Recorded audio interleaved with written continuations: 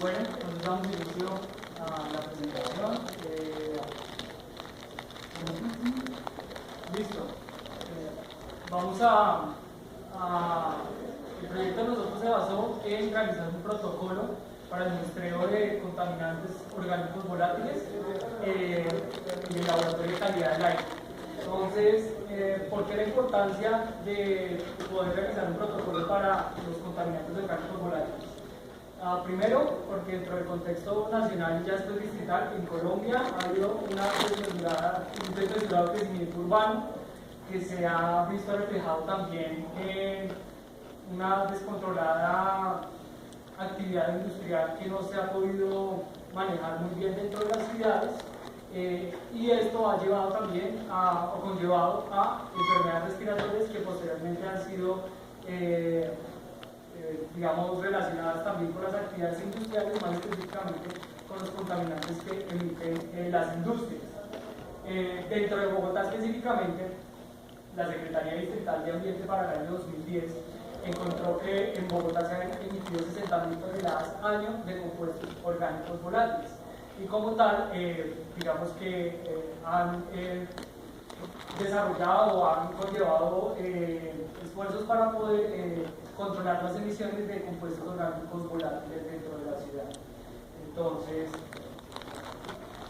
¿el por qué un laboratorio de calidad del aire? Bueno, la universidad hasta hace unos 5 o 6 años viene proyectando la instalación de un laboratorio de calidad del aire para la Facultad de Medio Ambiente, para la Universidad Distrital en general. Y encontramos que es importante tener un laboratorio primero porque se pueden generar proyectos enfocados a la investigación, cuantificación de emisiones, caracterización de emisiones. Se puede también complementar las clases maestrales con prácticas en laboratorio también, y asimismo, digamos, lo que se puede hacer con las prácticas de laboratorio es tener un mejor diagnóstico de la calidad del aire en la ciudad y asimismo poder saber qué tipos de contaminantes se están emitiendo en la ciudad. Digamos, en eso radica la importancia de tener un laboratorio. ¿Y por qué dentro del laboratorio tener un protocolo para los compuestos orgánicos volátiles? Más específicamente el desarrollado por nosotros, que es el método 18 y el método 25A. Bueno, porque primero los compuestos orgánicos volátiles son de los compuestos más comunes que emiten las industrias, ¿sí? Y aparte de eso, los compuestos orgánicos volátiles son de los más nocivos para la salud y para el medio ambiente, ya lo veremos más adelante. Para poder lograr elaborar un protocolo, entonces lo que nosotros hicimos fue hacer una investigación, una revisión bibliográfica que ya vamos a ver más adelante. Hay que adquirir equipos, materiales, insumos, y aparte de eso hay que elaborar los protocolos para también que los estudiantes puedan desarrollar sus prácticas de campo. Bueno, el objetivo general: elaborar los procedimientos de orden académico para los métodos 18, 25A de la EPA, para el Laboratorio de Calidad del Aire de la Universidad Distrital Francisco José de Caldas, mediante un análisis técnico, estableciendo los requerimientos necesarios para el desarrollo de los estudios de emisiones atmosféricas. Y tenemos 3 objetivos específicos. El primero, realizar el análisis de los métodos 18 y 25A de la EPA, elaborando unos diagramas de orden técnico donde se especifiquen las actividades de la fase de campo para el estudio de emisiones atmosféricas y se identifiquen las necesidades de insumos, materiales, equipos con sus especificaciones dadas por el protocolo de emisiones del Ministerio de Ambiente y Desarrollo Territorial. El segundo objetivo específico es realizar el análisis de los métodos 18 y 25 de la EPA, ya para elaborar un listado de las necesidades para la implementación de la fase de laboratorio, lo que hace referencia a equipos, insumos, personal y todo aquello que permita obtener datos confiables y representativos que garanticen una calidad de trabajo. El último es establecer los costos mediante cotizaciones con empresas reconocidas para la adquisición de equipos, insumos, materiales, y cuáles son las necesidades de infraestructura que requiere para la ejecución de los métodos 18 y 25 en la fase de campo. De esta manera, para consolidar el laboratorio de calidad del aire de la Universidad Distrital.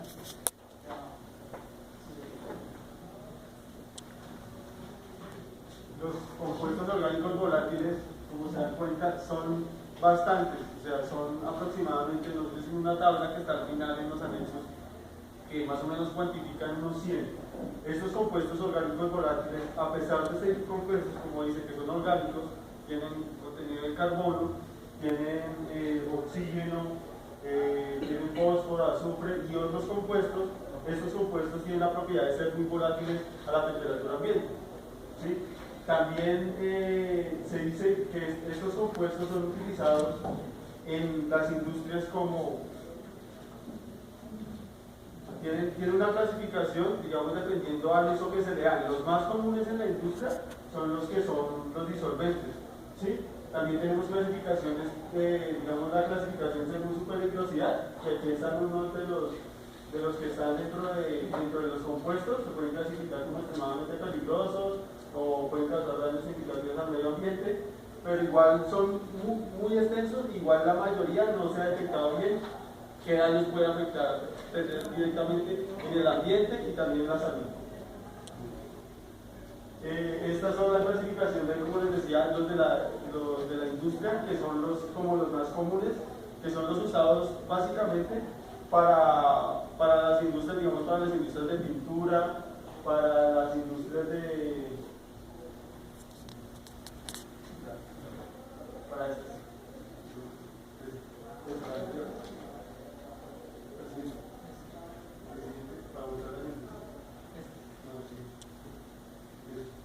Las industrias de pinturas, industrias farmacéuticas, tintas de impresión, bueno, el uso es muy extenso.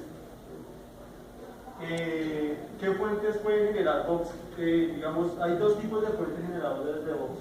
Están las fuentes biogénicas, que son las fuentes naturales, ¿sí? Estas fuentes son, digamos, por decirlo así, pueden ser como el gas metano, que es producido por el ganado.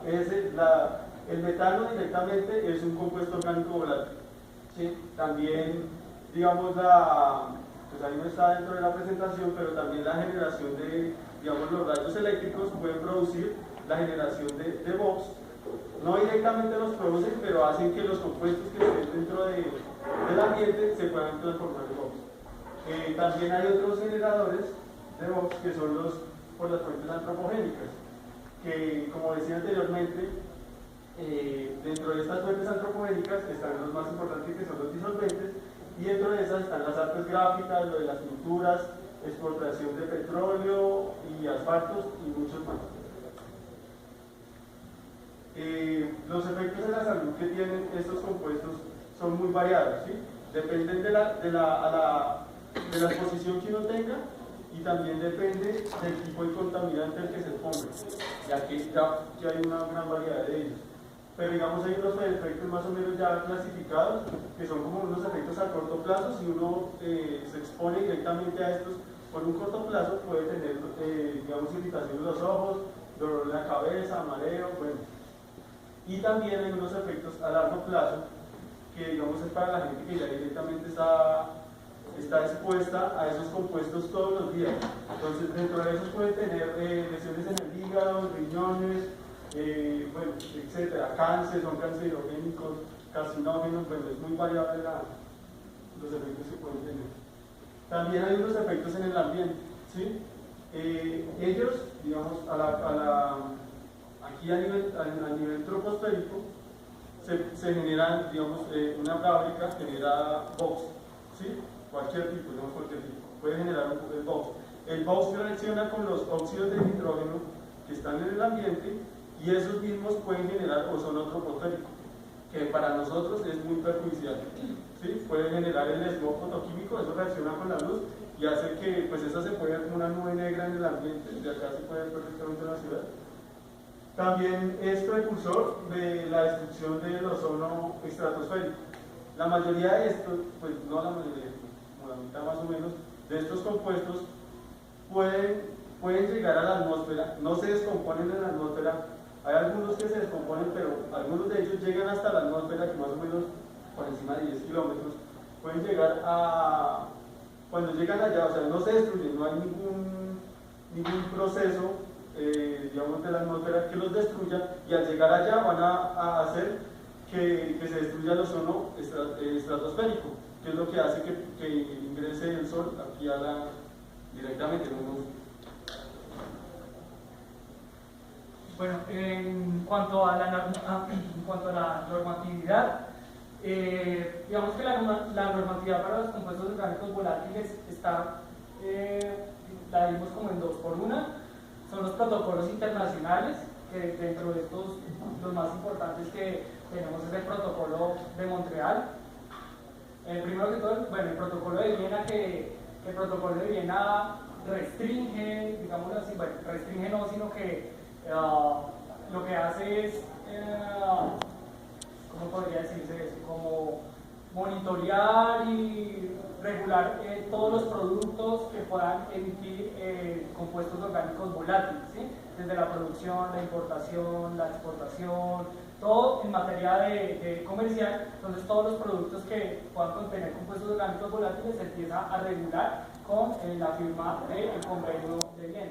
Ya con el protocolo de Montreal y posteriormente con el protocolo de Kioto, lo que se hace es, digamos, un acuerdo a nivel internacional entre todos los países miembros de la ONU para proteger la capa de ozono. Entonces se toman unas medidas específicas a nivel internacional, como por ejemplo, hay algunas, ¿cómo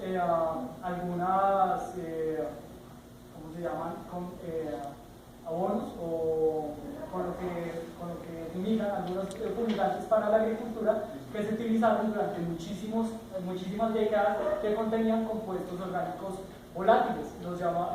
Digamos, los más conocidos eran los fluorcarbonados, ¿sí? o los CFC. Esos productos que contenían este CFC fueron restringidos, fueron sacados del mercado y paulatinamente han ido en desuso porque se encontró que estos emitían compuestos orgánicos volátiles a la atmósfera y eran uno de los principales aportantes de compuestos que dañaban o deterioraban la capa de ozono. Entonces, estos son, digamos, los convenios internacionales que han ayudado a la regularización de estos compuestos, de la emisión de estos compuestos. Por el otro lado, ya a nivel nacional, encontramos primero la resolución 909 del 2008. Digamos que en esa resolución encontramos, digamos, respecto a los compuestos orgánicos volátiles, hay una clasificación de las industrias que pueden emitir compuestos orgánicos volátiles. Entonces encontramos más o menos unas 50, 60 industrias que están clasificadas dentro de la resolución 909 del 2008. Esa es una resolución ya a nivel nacional. A nivel distrital está la resolución 6982, que, digamos, esta emite parámetros de emisión de contaminantes, reemplaza a la 1208 del 2003. Hay que aclarar, la norma que aplicaba para Bogotá, anterior a esta, era la 1208 del 2003, era una norma que, a nuestro juicio, y revisando la normatividad y comparándola con la anterior, era mucho más restrictiva en términos de imponer controles a las industrias que emitían compuestos orgánicos volátiles. En esta nueva normatividad son un poco más flexibles y digamos que es muy ambiguo frente a los compuestos orgánicos volátiles frente a la normatividad anterior. ¿Sí? Es un caso muy particular que nosotros vimos ahí. Por último, está el protocolo para el control y vigilancia de la contaminación atmosférica generada en fuentes fijas. Este protocolo básicamente lo que nos dice a nosotros es caracterización del contaminante, sobre todo qué tipo de métodos tenemos que utilizar a la hora de medir el contaminante fuente fija. Es un protocolo que debemos tenerlo a la mano a la hora de ir a una industria, a una fuente de emisión, hacer un control para la emisión de contaminantes. Este es el protocolo que tenemos que tener listo. Bueno, y en cuanto a la metodología, ¿cuál fue la metodología que nosotros utilizamos? Se dividió en 4 fases. La primera fase fue el diplomado. La segunda fase que nosotros hicimos fue todos los requerimientos bibliográficos, toda la revisión bibliográfica sobre los temas protocolos, normatividades, revisar el protocolo de la EPA. La tercera fase en la que se dividió el proyecto fue los requerimientos técnicos de personal, los requerimientos de equipos, de insumos, de materiales, de todo lo que se necesitara, tanto en fase de campo como en fase de laboratorio. Y por último, la última fase, se establecieron los costos. Entonces, cuánto cuesta no solamente adquirir todos los equipos, materiales e insumos, sino cuánto cuesta contratar a la gente y adecuar la infraestructura del laboratorio para para cumplir con la normatividad. Perdón. En cuanto al diplomado, bueno, el diplomado fue un diplomado donde vimos normatividad ambiental, metodología de medición de contaminantes, requerimientos y usos de equipos, cálculos de emisiones, hicimos una práctica de campo y de allí se desprende todo el proyecto que nosotros hicimos.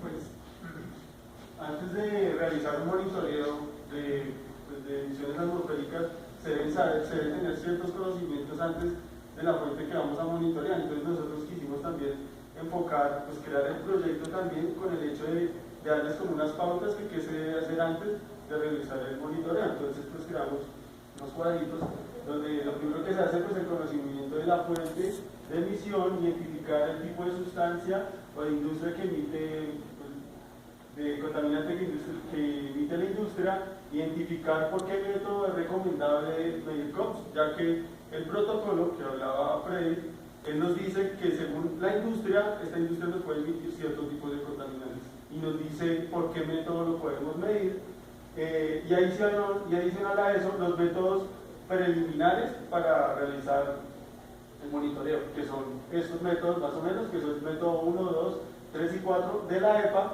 que básicamente lo que hacen es conocer la fuente físicamente y saber la humedad, saber la cantidad de oxígeno, la velocidad del gas, bueno, etc. También dentro de los métodos que escogimos, el 1825, también hay unos métodos que son adicionales, que ellos los nombran, pero directamente él no toca con ellos. Entonces son el método 18 de EPA 17, que es para los tubos de carbón activado, de nanayos, que es para hacer monitoreos de salud ocupacional, y también el protocolo y ensayo de transmisibilidad para la certificación de los gases.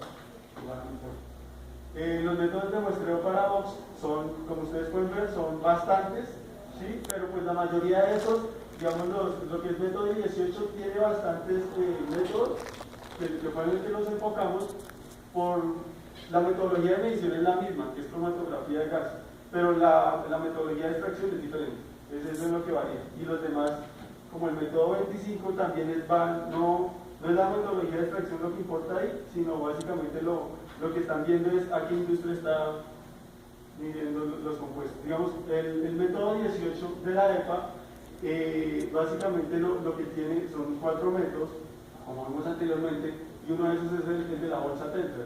La bolsa Tetra lo que hace es, se extrae un contaminante y se retiene en esa bolsa para después ser medida por cromatografía de gas. Básicamente es eso. Este más o menos es el tren de muestreo que está dentro del protocolo, y estos son los equipos, estos son los equipos que tiene ya la universidad, y uno de esos equipos que la universidad ya cuenta con ellos. ¿Sí? Allí faltan unas poquitas conexiones, pues ya lo miramos más adelante, pero este método está ya muy avanzado. Creamos un diagrama donde decimos el procedimiento que se debe hacer, todo el procedimiento, qué formatos podemos llenar, pues es un procedimiento básicamente para el muestreo, sobre el muestreo. Y estos son los equipos con los que cuenta la universidad y con los que no. Estos son, hicimos unas tablas donde decimos con qué equipos cuentan. También está el método de interfaz directa, que el principio es el mismo, van a medir con un cromatógrafo de gases, pero la diferencia de acá es que el equipo directamente necesita estar en el cromatógrafo, estar en campo. La muestra no se traslada al laboratorio, sino él debe estar en campo. También creamos una tabla donde están los equipos, también está el diagrama, pues eso ya lo miramos más adelante en la parte de costos. Interfaz por dilución, que el principio es el mismo, lo que se hace es, este se utiliza para los contaminantes. Se utiliza para las fuentes que tengan mucha concentración de contaminantes. Digamos que la metodología que utilizamos fue la misma para todas. Se identificó primero qué método se iba a trabajar, se elaboró el diagrama de paso a paso para muestrear, se identificaron los equipos que faltaban y los que no faltaban, y con base en eso se hizo el presupuesto, que digamos el presupuesto que se hizo fue calculando los materiales y equipos e insumos que faltaban para cada método. Le añadimos aparte de eso cuánto podía costar una salida de campo, una práctica de campo, cuánto costaba la contratación del personal, y con base en eso sacamos los costos para implementar cada uno de los métodos dentro del laboratorio. Este es el cuadro donde identificamos los equipos que hay, los materiales e insumos, y en el siguiente están todos los equipos que hacen falta. Como ustedes ven, son más los equipos que hacen falta que los que tenemos para implementar los métodos en laboratorio. Este es el cuadro de costos que nosotros hicimos para la contratación de personal, 33.174.000 pesos calculamos nosotros en contratación entre un profesor o un docente, digamos, que estuviera ahí en el laboratorio, un asistente del laboratorio también y un monitor, ¿sí? Lo siguiente ya es el presupuesto para cada uno de los métodos. Entonces, digamos, para la bolsa Tecla, decimos que con los equipos que faltan y todo, habría que hacer una inversión de 1.050.000 pesos. Para el de interfaz directa hay que hacer una inversión de 93 millones de pesos. Para la interfaz por dilución hay que hacer una inversión de 96 millones de pesos. Y por último, para el método de absorción hay que hacer una inversión de 1.193.000. Y para el último, que es el método de ionización en llama, eso tenemos que hacer una inversión de 46 millones de pesos. ¿Por qué las inversiones son muy altas en los métodos que vimos anteriormente? El de 96 millones de pesos y en el de 86, sencillamente porque no tenemos el cromatógrafo de gas. O sea, el cromatógrafo es el que incrementa los costos allí. Y en el método 25, en el de ionización, pues no tenemos el ionizador tampoco, ¿sí? Entonces, básicamente no se podría hacer ninguno de los métodos. Acá tenemos un cuadro de comparando los costos. Vemos que el método 18, que es el de bolsa Tecla, y el método 18D, que es el de tubo de absorción, son los más económicos para realizar. Los otros tres métodos de interfaz directa, de interfaz por dilución y el de ionizador de llama son altos, muy altos los costos para la adquisición de equipos, materiales e insumos para poderlos implementar en el laboratorio. Ya está el laboratorio, o sea, tenemos el espacio físico, aquí se prestan clases para ingeniería sanitaria, ingeniería ambiental y la tecnología en saneamiento ambiental. Sin embargo, digamos, como decimos nosotros, tenemos que hacer una inversión supremamente grande si queremos implementar todos los métodos para compuestos orgánicos volátiles.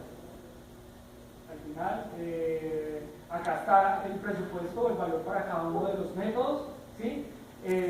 Como ustedes se dan cuenta, digamos, el método que requiere mayor inversión es el método de el 18C, que es el de interfaz por dilución, requiere 133 millones de pesos. El ionizador de llama, el de ionizador de llama requiere 183 millones de pesos para poder implementarlo, y el que menor costo requiere es el método de bolsa Tecla, ese requiere nomás 36 millones. ¿Por qué? Porque es el único método que tiene casi todos los equipos y materiales dentro del laboratorio, ¿sí? Y la barra naranja lo que nos muestra es que para cada uno de los métodos lo que más incrementa los costos es la adquisición de equipos, ¿sí? El resto se mantiene constante. Y la barra azul es la de personal, pero la barra naranja, como ustedes ven, es la que más nos incrementa a nosotros los costos, especialmente para el método 25 y lo que hacemos implementar. Beneficios académicos, pero los beneficios académicos son demasiados. En el laboratorio se puede acercar la gente a la vida profesional realmente, haciendo las prácticas, pueden ampliar sus conocimientos en el tema de contaminación atmosférica, de emisiones atmosféricas. La universidad puede hacer un aporte al inventario de emisiones también dentro del distrito, ¿sí? Puede haber reconocimiento también al saber que la Universidad Distrital ya cuenta con un laboratorio de calidad del aire. Económicos, no hay beneficios económicos como tal, en el sentido de que todo el proyecto y toda la propuesta se enfocó no para hacer para utilizarla para extensión e investigación externa, sino todo para investigación interna, temas académicos, pues estrictamente. Entonces no habría un beneficio económico en ese sentido. Y pues la universidad lo que podría hacer es aportarle a la ciudad en el tema de, como ya decía, inventario, de emisiones de contaminantes, digamos a nivel social se podría aportar en ese sentido. Los costos del proyecto. Y cuanto a los costos del proyecto, es necesario, o sea, como decía mi compañero, la mayoría de equipos costosos que elevan bastante los costos del proyecto son los equipos de laboratorio directamente.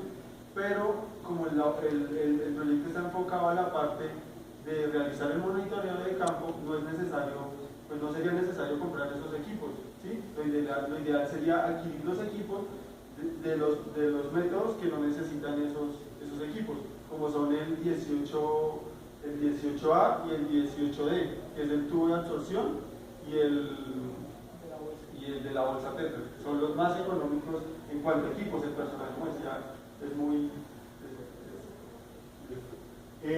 las conclusiones, pues dentro de lo que vimos del proyecto, creo que Fred ya lo dijo, vimos que a pesar de que los protocolos son tan estrictos y pues que nosotros mismos nos regimos al convenio de Viena, ¿sí? Nos regimos a esos protocolos,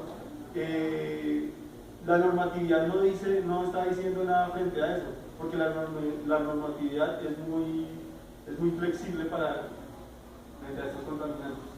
Bueno, digamos que otra de las cosas que encontramos nosotros y una de las conclusiones es que pues, las instituciones que tienen que ver con todo el tema ambiental pues no cuentan con un documento traducido oficialmente. Pero para nosotros cuando hicimos la revisión bibliográfica fue muy complicado porque todo el documento está en inglés y ese fue nuestro documento base para trabajar el proyecto, que era los métodos EPA.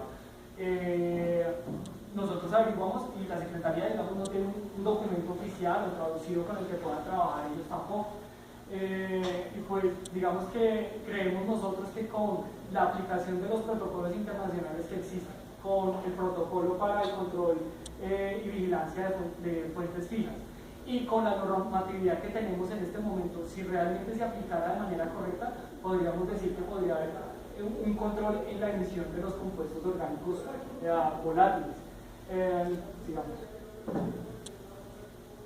Digamos que en Colombia, frente a los compuestos orgánicos volátiles, a pesar de que no está tan restrictivo en la norma, hay muchos laboratorios que están acreditados frente a estos parámetros, ¿sí? Y pues lo más común también es que están acreditados frente a mediante los métodos más sencillos. Recomendaciones.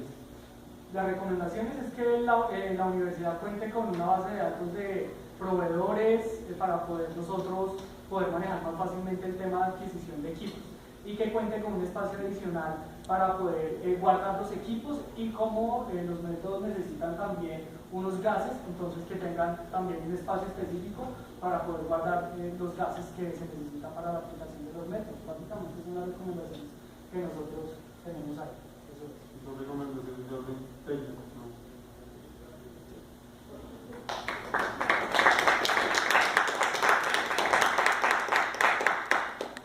Bueno, primera fase de la presentación de los demás.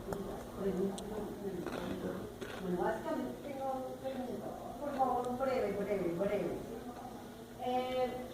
Hay dos métodos que serían fácilmente implementables acá en la universidad, ¿cierto? ¿Qué tan confiables son y qué tanta aplicabilidad podrían llegar a tener en un determinado momento? Pues los métodos, digamos, como le dije ahorita, los métodos que son más económicos son los más utilizados en la industria actualmente, Pero en los laboratorios. no quiere decir que A eso voy. ¿Sí? O sea, como el enfoque del proyecto es únicamente adquirir los equipos para realizar el monitoreo, pues son confiables. ¿Sí? Los métodos son confiables porque, digamos, lo que más da un monitoreo, el mayor porcentaje de error puede ser en el laboratorio, ¿sí? Porque usted va a saber pues, si tomó bien la muestra o no. Nosotros de pronto no vamos a saber eso porque no las vamos a analizar. Simplemente vamos a seguir un protocolo para realizar un muestreo, ¿sí? Pero o sea, todos son altamente confiables, ¿sí? Y los equipos que están, pues igual. Entonces sería... digamos, en esos equipos, como digamos en el de la bolsa Tetra, nosotros lo que decimos es que la confianza está en el sentido de que el manual está para poderlo aplicar en el paso a paso en el muestreo como tal. Lo que dice Fabián es cierto, como nosotros nos enfocamos en el tema de laboratorio, que eso ya es muy aparte, el tema de confiabilidad también se basa más en la técnica de análisis como tal. Entonces creemos que sí es confiable como tal, por lo menos en términos del muestreo en campo, sí podría ser confiable. En cuanto a espacios físicos, digamos que se quieran comprar los equipos, ¿tienen espacios suficientes en el laboratorio como para No está el espacio suficiente en el laboratorio. El laboratorio en estos últimos 5 años ha adquirido una serie de equipos que lo que ha hecho es que el espacio quede reducido. Por eso una de las recomendaciones de nosotros es modificar, no sino adecuar un espacio adicional, ¿sí? Para el laboratorio de calidad del aire. Se tenían unos planos, se tenía diseñado que el laboratorio iba a estar incluso no hay sino en otro sitio, pero digamos por todo el tema de infraestructura que tenemos aquí en la universidad, pues no somos ajenos a que el espacio es poco, realmente. Incluso cuando en un proyecto tan nuevo como este, digamos lo particular de esto es que está el espacio, pero estando el espacio también ya tenemos los equipos, ¿sí? Bueno, bastantes equipos, faltan todavía y por eso parte de nuestro aporte haciendo este proyecto es, mire, nosotros queremos que se implementen también otros métodos diferentes para analizar otros contaminantes, queremos que se compren estos materiales, estos equipos y esto, pero para eso sí se necesita espacio, por supuesto, porque hay que comprar equipos. Entonces sí, no está el espacio, no está el espacio adecuado para eso. Entonces, ¿sí? Como se ve en la foto, son equipos que están ya pues como amontonados ya, y pues los equipos para un uso tan delicado como es la calidad del aire, pues o sea, debería tener un espacio más amplio y tener un sitio como una bodega o algo así. Es una recomendación que damos dentro del proyecto. Disculpa, creo que eso es todo por el momento. Claro, ¿sí? Para comprender un poco la respuesta que ustedes acaban de dar, cuando uno aplica un método, independientemente de cuál sea, si está reglamentado y está contemplado por el método EPA, son métodos que son totalmente confiables. Pero no dependería también del compuesto que estoy determinando. No, pero es de la forma como se va a ir. La toma de muestra es una cosa y el análisis es otra. ¿Sí? Es de la forma como se va a analizar, dependiendo del equipo de medición que uno vaya a tener en laboratorio. ¿Sí? La complejidad que uno, o la cadena del compuesto orgánico que uno vaya a medir. ¿Sí? Como ustedes lo mostraron al final, pues obviamente si yo quiero unos compuestos orgánicos como sano, no primero, como se van a caer ahí. Entonces ahí obviamente pues uno puede aplicar cualquiera de los 4 métodos de medición subjetiva. Incluso dentro de los anexos, dentro de los métodos complementarios que nosotros mostrábamos, uno de los métodos complementarios es el método L17 de la EPA, que por ejemplo ese está dentro del anexo. ¿Qué hace ese método? Ese método, cuando yo voy a utilizar la técnica del tubo de absorción, yo me remito a ese método complementario y con ese método me guío para escoger cuál es el tubo de absorción más adecuado para el contaminante y la cantidad que yo quiero medir. Entonces, digamos, en ese sentido es donde queda la confiabilidad del método. La sí. Y por último, pues, el laboratorio de calidad del aire tiene un 20% de espacio, mientras que el 80% lo ocupa el laboratorio de tecnología. Bueno saberlo. ¿Listo? Entonces, ¿del público alguna pregunta? ¿Todo muy claro? Entonces, ¿listo? Ya te claro porque ya están terminando ahí la línea. La línea más se llama Joan.